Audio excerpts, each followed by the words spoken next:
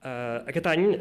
s'han publicat una vintena de nous diccionaris especialitzats en què ha intervingut el Termcat. Un d'aquests diccionaris és el Diccionari Terminològic de Teledetecció, que culminava una col·lecció de 4 diccionaris de l'àmbit cartogràfic, promoguda, la col·lecció i revisada per l'Institut Cartogràfic de Catalunya i el Termcat. Prèviament havíem publicat el Diccionari Terminològic de Cartografia, el Diccionari Terminològic de Fotogrametria i el Diccionari Terminològic de Sistemes d'Informació Geogràfica. L'elaboració d'aquests diccionaris es va encomanar a autors de reconegut prestigi en aquests subàmbits d'especialitat. Amb tots ells, ara per aquest 2014, tenim una missió important que és vetllar perquè tota aquesta terminologia no esdevingui obsoleta,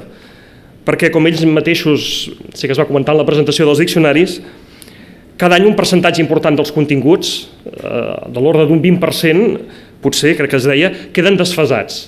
Això vol dir que és un cas clar que un diccionari, al moment que el publiques, ja comença d'alguna manera a envellir. I per tant penso que aquest és un dels reptes que tenim en aquest àmbit aquest any. Per explicar-nos aquest ritme frenètic, o l'aspecte que li sembli més interessant de la terminologia cartogràfica, tot seguit ens acompanya, ara sí, un especialista d'un àmbit d'especialitat, que és en Xavier Pons,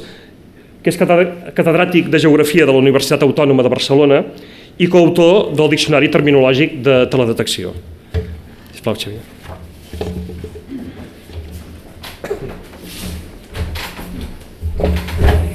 Bé, bon dia a tothom i gràcies per deixar-me fer l'exposició de la meva visió d'aquesta experiència amb el Termcat. Bé, donat que em toca explicar en el context d'aquesta obra, deixeu-me dir que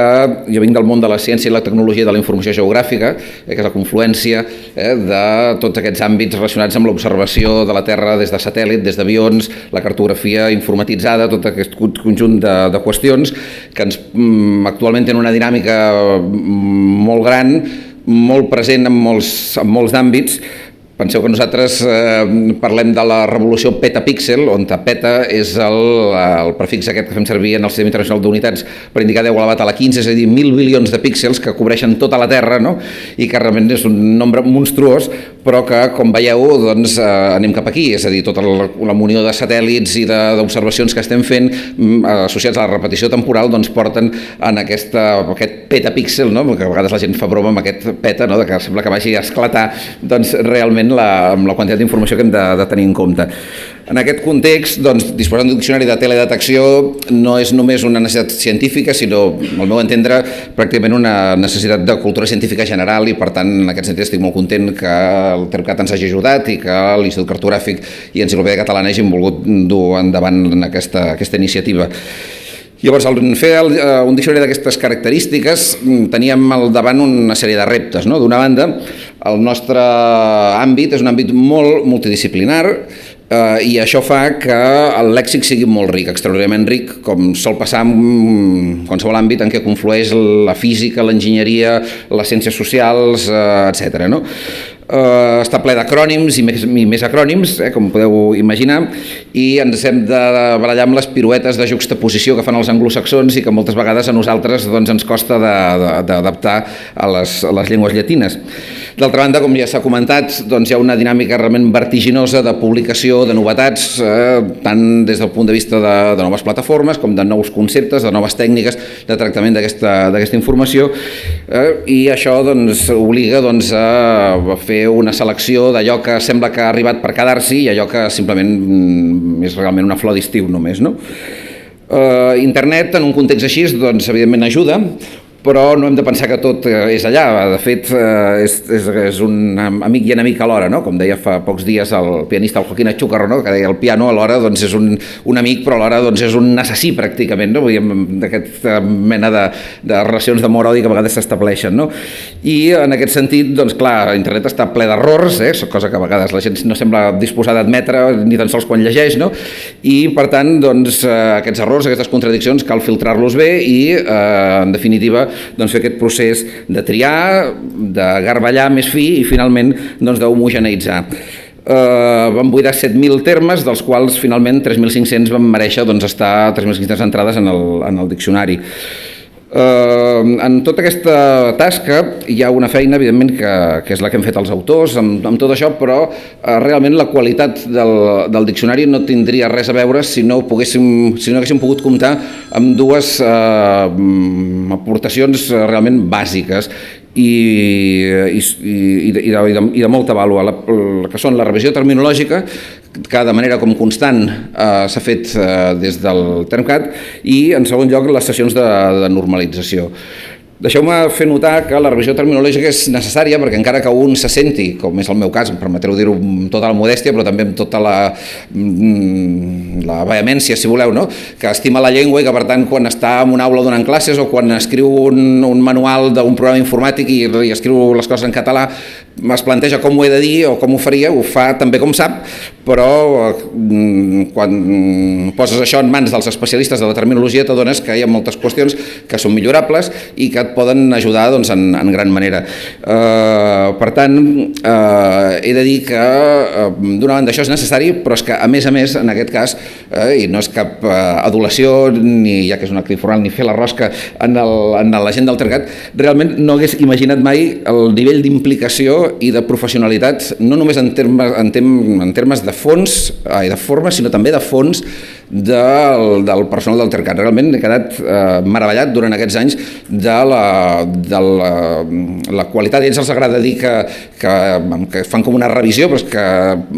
com empetitint el terme, però és que en absolut és així, és a dir, l'obra ha estat extraordinàriament millorada per aquesta visió intel·ligent dels terminòlegs. Una sinergia, del meu punt de vista, perfecta. D'altra banda, i donat que uns autors sempre tenen un biaix parcial de la realitat i que pot haver-hi mancances, els terminòlegs detecten aquelles propostes que tu fas, que els semblen més controvertides, són més perilloses, i aleshores santament convoquen altres experts de l'àmbit i ens reuneixen en unes sales en què hi som experts del nostre àmbit i també experts terminòlegs, i aleshores això permet discutir de manera fructífera, a vegades fins i tot acalorada, però això és bo, quina és la millor manera d'introduir un terme o el que sigui. Finalment, només deixeu-me comentar que quan es fa una obra d'aquest estil, com un diccionari terminològic, hem de fer feina, alguna més evident i d'altra no tant. I llavors, simplement per sistematitzar una mica, ja que un diccionari és una obra de sistematització, parlar de fixació, de com direm determinades coses d'una manera i no d'una altra quan hi ha vacil·lacions, com pot ser els índexs de vegetació de diferència normalitzada o com anomenar l'Agència Europea de l'Espai, amb aquestes permutacions que a vegades fem de les paraules, les ampliacions semàntiques, agafar paraules com dallada o com envolupant, que ja existien, però que fem una ampliació semàntica per donar resposta a una necessitat que tenim en la nostra disciplina. Paraules o locucions de nou encuny, com són sense dades, o el conjunt d'informació geogràfica, que hem tingut la fortuna que durant el desenvolupament del diccionari ja s'ha fet servir el Diari Oficial de la Generalitat pel pla cartogràfic, etc. Que això és una cosa que funciona i que cala dintre de la societat, si es fa bé. Aprofitar mots que ja existien per fer-ne de nous, com pot ser el miralleig, que es produeixen a les imatges segons com reflecteix la llum en l'aigua, per exemple, o adjectius com nadiral, o fer atenció si utilitzem preposicions o altres formes en construccions com classificacions per llindars, etc. És a dir, que anar tenint cura en tot moment d'aquest tipus de qüestions, també lexicalització, etc. Bé, tot això, com m'indico, no hagués pogut ser possible sense la col·laboració del Termcat, i jo ja ho he dit abans, però m'agradaria acabar aquí tornant a donar les gràcies, no només per poder-ho dir, sinó per dir una veritat, que realment la dic amb molt de gust, que realment el diccionari ha estat molt millor gràcies a aquesta tasca conjunta. Gràcies.